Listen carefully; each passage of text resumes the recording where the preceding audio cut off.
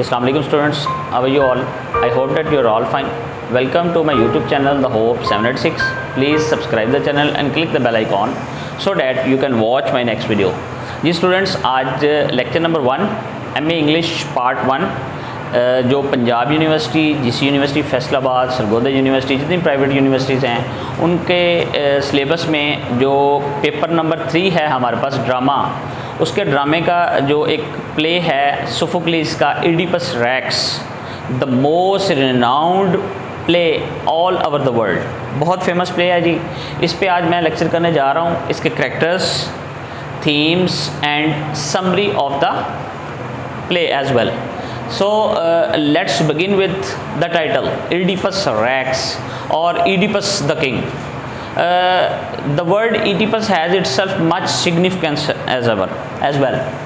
किस तरह इसकी Oedipus की सिग्निफिकेंस है कि हमें Oedipus के नेम से ही सोफोक्लिस ने जो नेम इसका चूज़ किया है उसी से ही हमें ये बात पता चलती है कि Oedipus जो भी किंग होगा जो बहुत ज़्यादा स्ट्रॉन्ग होगा, स्ट्रॉन्ग डिटर्मिनेशन का होगा, स्किलफुल होगा, right. So it was written by Sophocles. As we all know that he was born in 496 BC and died in 406. And at that time he wrote approximately 127 play as well. And there were only 7 plays which was remained or which was saved as well. So the age of Sophocles was the age of God and goddesses. God and goddesses को मानते थे, जिस तरह उनके Delphi थी, Delphi पे जो सबसे बड़ा इनका जो गॉड था वो ज़्यूस था, उसका बेटा जो अपोलो जो सूरज की वो देवता माना जाता था। इसी तरह आर्टेमिस इसकी बहन जो हंटिंग की किंग थी, गॉडेस थी। तो जस्ट लाइक दिस, तो लोगों का जो बिलीव था वो इस तरह से था।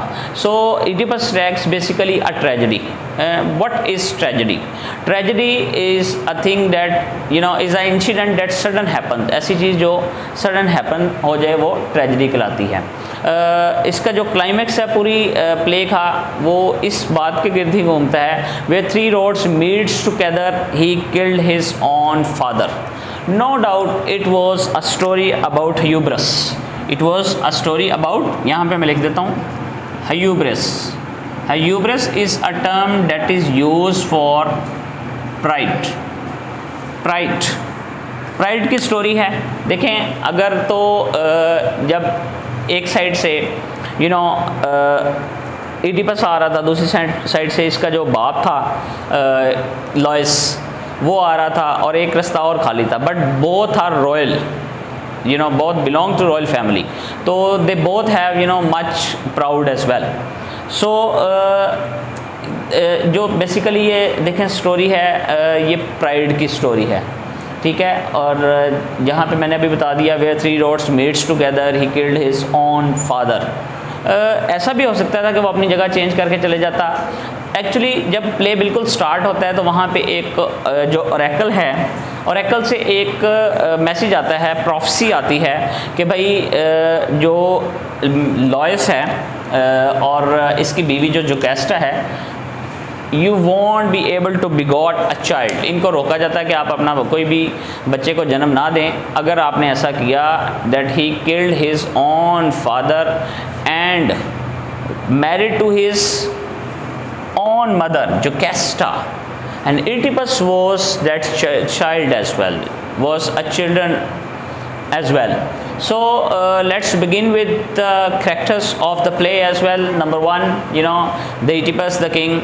Oedipus the king, the most renowned king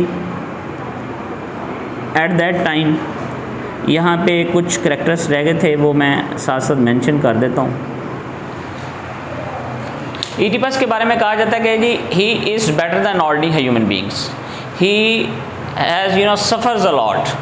he may be die or suffers a lot at the end of the play, because he was very honest, he was impartial king, as we have all seen that at the very start of the play when priest came over the royal palace before the Oedipus palace with you know so much people. जब story start होती है कि जी लोग जो हैं वो बच्चे पैदा होते ही मर जाते हैं, कहीं पे कोई फसल नहीं हो रही, फैमिन हर तरफ पड़ा हुआ है और को बहुत बड़ा कार्डिनल सिन जो है वो चल रहा है। And Oedipus you know was knew all these things and he already sent Creon to Delphi.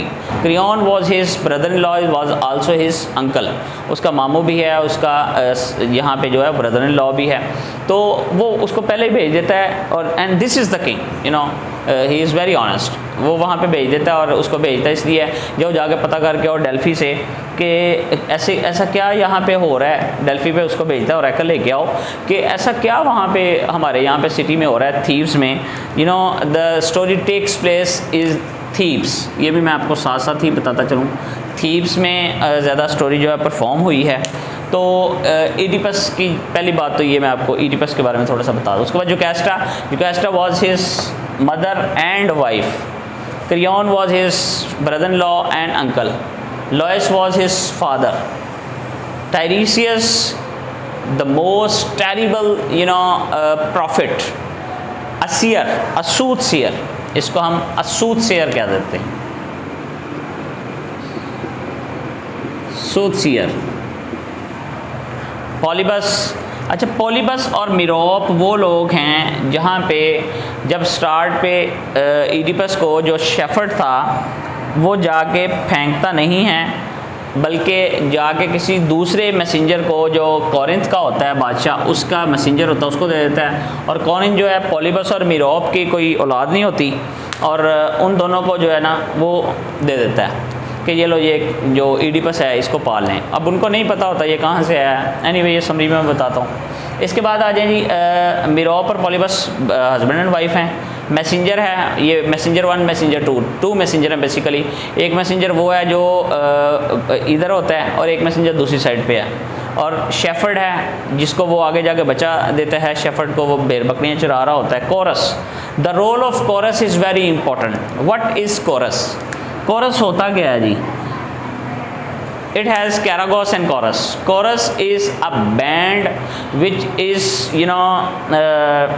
comprising on 12 people, comprising 12 people, 6 at right side and 6 at left side. They perform just like a song. They sung together. इकट्ठे वो song गाते हैं और वो prophecy बताते हैं जो होने वाला हो, या उसके ऊपर एक ओड करते हैं। यहाँ पे ओड का भी बहुत ज़्यादा जिक्र है कि गम की हालत में वो ओड जब बोलते हैं, जब मुश्किल हालात आते हैं तो वो ओड कर रहे होते हैं। ऑरेकल, डेल्फी से जो भी ऑरेकल आता है इडिपस का से रिलेटेड, तो वो उस वक़्त वो करते हैं। उसके बाद जी हमारे पास प्रीस्ट, जो प्रीस्ट है जी students, we were talking about oracle and Delphi. Extremely very sorry the light has been off, so we will manage like this क्योंकि अब लेक्चर जो है वो चल रहा है। Now we are talking about Sphinx, the most important character, the riddle that she has. इसके Sphinx, क्योंकि प्ले स्टार्ट ही यहीं से होता है स्फिंक्स से, and Sphinx has very important role in the play as well. इसका एक तो देखें सबसे पहले स्फिंक्स को, कि स्फिंक्स जो है वो हाफ लाइन एंड हाफ उसका जो धड़ होता है नीचे वाला वो होता है जी इंसान का, ठीक है। बैक हिस्सा उसका जो ऊपर वाला इंसान का होता है और नीचे वाला लाइन का होता है। वो एक क्वेश्चन पूछती है सबसे, जो उसके क्वेश्चन का आंसर नहीं देता वो उसको मार देती है। वो उससे क्वेश्चन पूछती है कि कोई किसी ऐसे जानवर का नाम बताएं जो दिन के वक्त 4 टांगों पे हो, दोपहर को 2 और रात को 3 टांगों पे हो। तो उसका किसी को जवाब नहीं आता एक्सेप्ट इडिपस।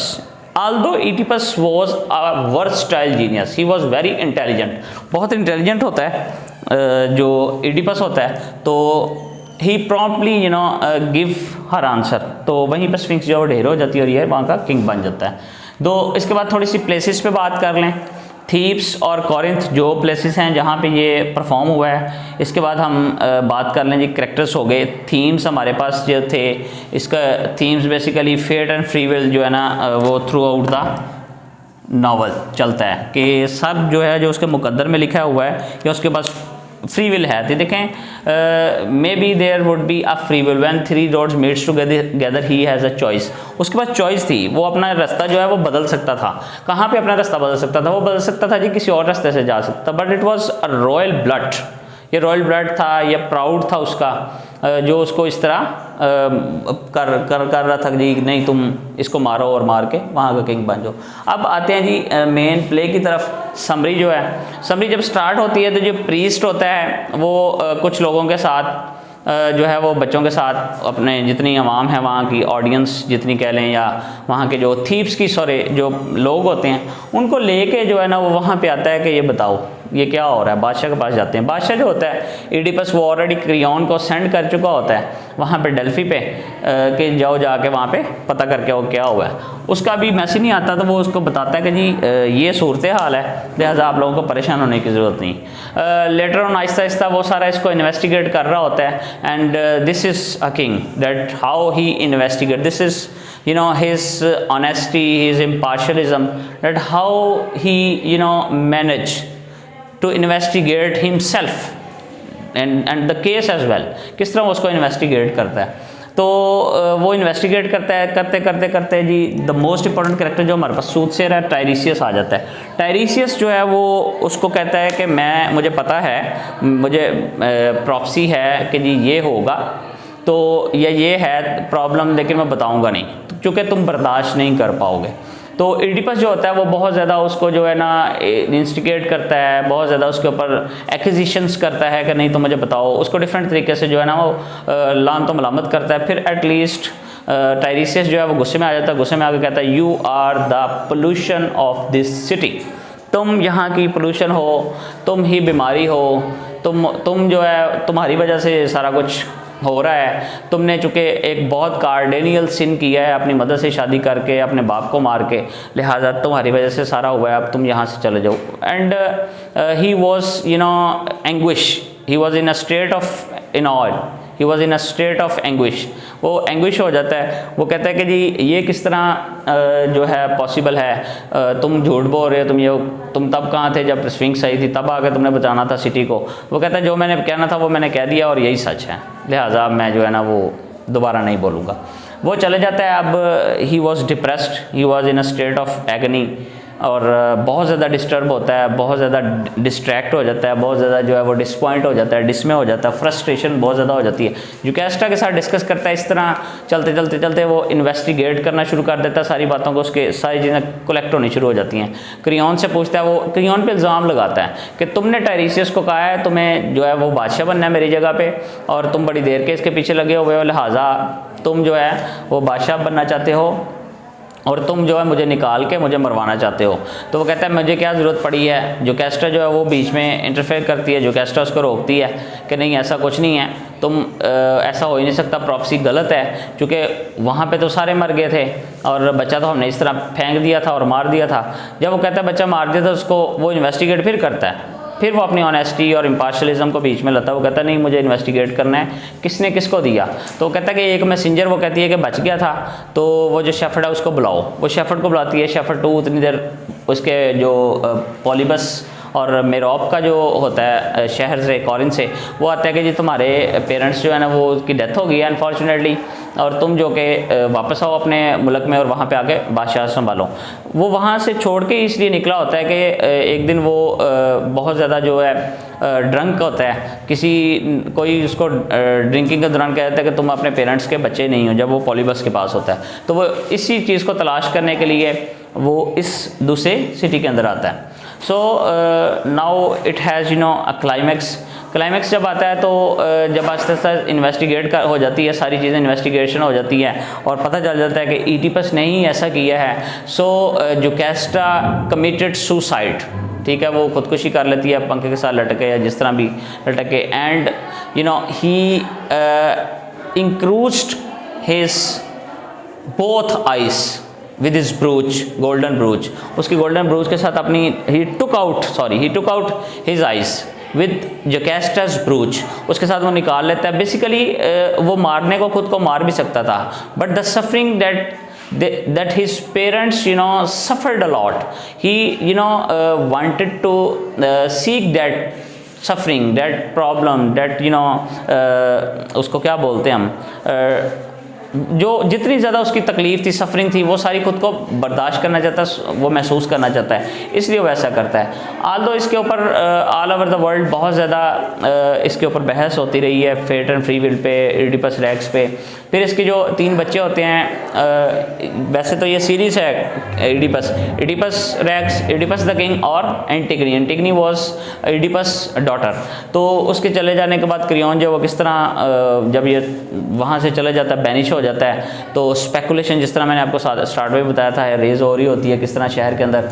तो जब वो चले जाता है तो जाने के बाद जो क्रियोन है वो उसके बच्चों के साथ किस तरह जुल्म ढाता है बादशाह बन के, खैर वो एक अलग स्टोरी है। At the end of the play here play has been end, जब एंड हो जाता है वो अपनी निकाल लेता है, निकालने के बाद खुद को बैनिश कर लेता है। इसके बाद हम आगे देखते हैं कॉन्सेप्ट ऑफ हमार्शिया का, जिस तरह मैंने यहाँ पे लिखा है hamartia mean error of judgement, ठीक है। इसका एरर ऑफ जजमेंट है, अरिस्टोटल का कॉन्सेप्ट है, concept of hamartia, error of judgement के जी उसके समझने में या सोचने में भी कोई प्रॉब्लम हो सकती है जिसकी वजह से ऐसा हुआ है। लें स्टूडेंट्स, उम्मीद है आपको आज की मेरी वीडियो पसंद आई होगी। इसके क्वेश्चंस पे मैं इंशाल्लाह अलग से वीडियो करूँगा। अगर आप में से किसी ने कोई क्वेश्चन पूछना है तो वो कमेंट बॉक्स में आकर पूछ सकता है। Thank you very much.